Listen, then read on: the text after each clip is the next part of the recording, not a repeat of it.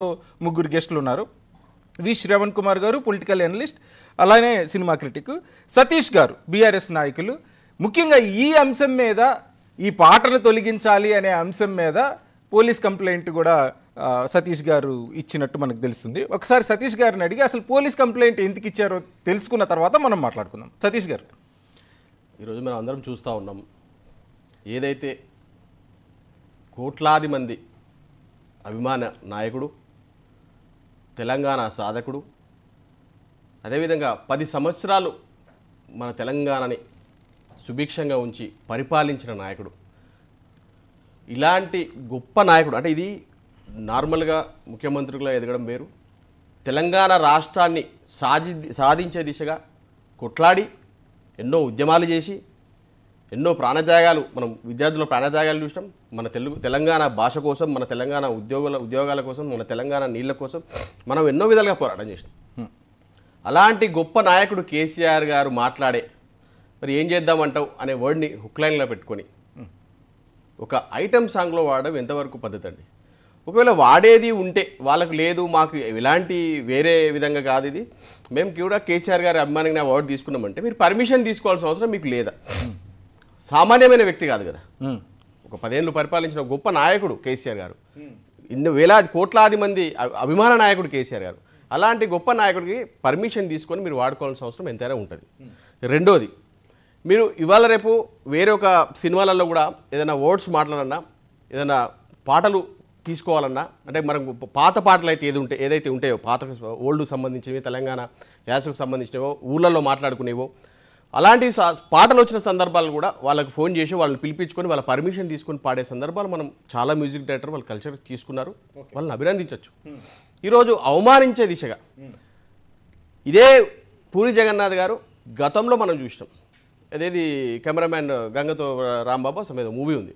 ఆ మూవీలో కూడా మీరు గమనిస్తే ఒక జర్నలిస్టుకు ఒక నాయకునికి మధ్య ఒక జరుగుతున్న పోరాటం లాగా ముందు చూపించి, దాని తర్వాత సినిమా రిలీజ్ అయిన తర్వాత తెలంగాణ నాయకుడు అధినాయకుడు కేసీఆర్ గారిని తక్కువ చూపించే విధంగా, లేదా తెలంగాణ జాతిని తక్కువ చూపించే విధంగా, తెలంగాణ సంస్కృతిని, తెలంగాణ పోరాటాన్ని తక్కువ చేసే విధంగా చూపించిన సందర్భం మనం అందులో చూసినాం.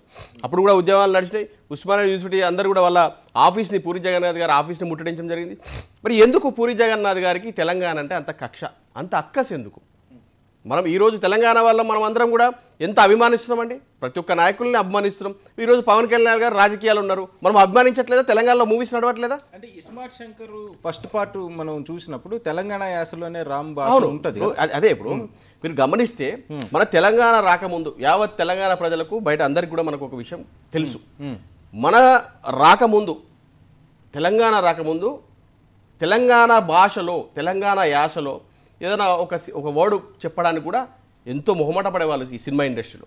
అలాంటి పరిస్థితి నుంచి కేసీఆర్ గారు వచ్చిన తర్వాత, తెలంగాణ ఉద్యమంలో అయిపోయి తెలంగాణ సాధించిన తర్వాత ప్రతి సినిమాలలో ప్రముఖ హీరోలు చాలా పెద్ద బడ్జెట్తో కూడిన సినిమాలు, కంప్లీట్ హీరోనే మెయిన్ పాత్ర ఏదో కంప్లీట్ హీరోనే తెలంగాణ యాసను తీసుకొని నటించి కొన్ని పెద్ద హిట్లు కొట్టి కోట్లు సంపాదించిన రోజులు చూసినాం. లాస్ట్ ఇయర్ వచ్చిన దసరా సినిమా కానీ, వాట్ ఎవర్, ఫిదా సినిమా కానీ, దసరా సినిమా కానీ, ఇంకా చాలా సినిమాలు మన కోకోలంగా వచ్చేసినాయి. అవును.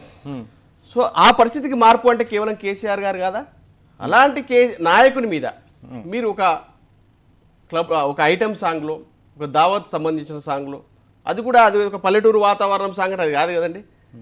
అదొక క్లబ్ డ్యాన్స్ లాగా, ఒక రకరకాల బట్టలు, రకరకాల విధ వేషాలు. మీకు నిజంగానే మీకు అంత సోయి ఉంటే, మీకు నిజంగానే కేసీఆర్ గారి వర్డ్స్ తీసుకోవాలంటే చాలా పదాలు ఉన్నాయి. మీరు తెలంగాణ ఏదైతే అభివృద్ధి చెందింది, ఈరోజు తెలంగాణ రాష్ట్రం అప్పటికి ఇప్పటికి ఎంత, తెలంగాణ వచ్చిన తర్వాత ఎంత మార్పు వచ్చింది, ఎంత పంటలు బాగున్నాయి. సరే, మీకు అంత సోయి లేకపోతే, మీకు గతంలో కూడా మనం ఎంతోమంది యాక్టర్స్ ఫారెన్లో ఉన్న వాళ్ళు హైదరాబాద్కి వచ్చినప్పుడు ఏమన్నారండి? చాలా వీడియో ఫోటోలు చూసినాం. ఈరోజు హైదరాబాద్ చూస్తే ఊటీలో, హైదరాబాద్ పక్కపడి చూస్తే ఊటీలా కనబడుతున్నాయి. ఈరోజు హైదరాబాద్ చూస్తే ఒక మలేషియా, ఒక సింగపూర్, ఒక యూఎస్ లాగా కనబడుతుంది మాకు. సో ఇక్కడ చాలా షూటింగ్స్ చేసుకోవచ్చు మనం. ఈ ఫ్లైఓవర్లు, కేటీఆర్ గారు కట్టిన ఫ్లైఓవర్లు కానీ ఇవన్నీ చూస్తుంటే ఎంత అద్భుతమైన విజువల్స్ ఉన్నాయి, ఇక్కడే మనం సినిమాలు తీసుకోవచ్చు అన్న విధంగా మాట్లాడిన ఈ యాక్టర్స్ కొంతమంది ఈరోజు ఇలా మాట్లాడడం చాలా బాధ అనిపిస్తుంది. సో దీన్ని మేము అంటే మీరు మీ ఈ సినిమాని బ్యాన్ చేయాలంటారా లేదా పాటను తొలగించాలి? సినిమాని బ్యాన్ ఇప్పుడు అంత డబ్బులు పెట్టుకొని తీసిన సినిమాని బ్యాన్ చేయాలని మేము అనమండి. మేమేమంటాము, ఇప్పుడు ఒక గొప్ప నాయకుడు కేసీఆర్ గారి లాంటి గొప్ప నాయకుడు, కోట్లాది మంది అభిమానులు ఉన్న నాయకుని ఆ హుక్ లైన్ తీసుకుని ఆ వర్డ్ని తీసేసి మీరు సినిమా తీసుకోండి, మీరు ఏమైనా చేసుకోండి, కానీ ఏదేమైనా అలాంటి పదాలు అక్కడ వాడడం అనేది మేము స్వాగతిస్తలేము. ఈరోజు తెలంగాణ ప్రజలందరూ కూడా చాలా బాధ వ్యక్తం చేస్తున్నారు, చాలా ఖండిస్తున్నారు కూడా. ఇలా మహిళా లోకం కూడా కదులుతుంది. నిన్న చూసినాం మీరు రైతారెడ్డి గారు కానీ, పావని గౌడ్ గారు కానీ, ఇంకా చాలామంది బీఆర్ఎస్ నాయకులు కావచ్చు, సోషల్ మీడియా వాళ్ళు కావచ్చు, లేకపోతే ప్రజలు కావచ్చు, అందరూ కూడా అరే అంత గొప్ప దేవుడు లాంటి మనిషి కేసీఆర్ గాయన వర్డ్ అక్కడ పెట్టడేదా అని అంటున్న సందర్భాలు ఇలా చూస్తూ ఉన్నాం. ఓకే, ఎందుకంత వివక్ష, ఎందుకంత అక్కసు అని అంట పూరి జగన్నాథ్ గారు. మనతో పాటు ఈ డిబేట్లో రోషన్ బాలు గారు కూడా పార్టిసిపేట్ చేస్తున్నారు. Welcome sir. ముందుగా శ్రవణ్ కుమార్ గారు,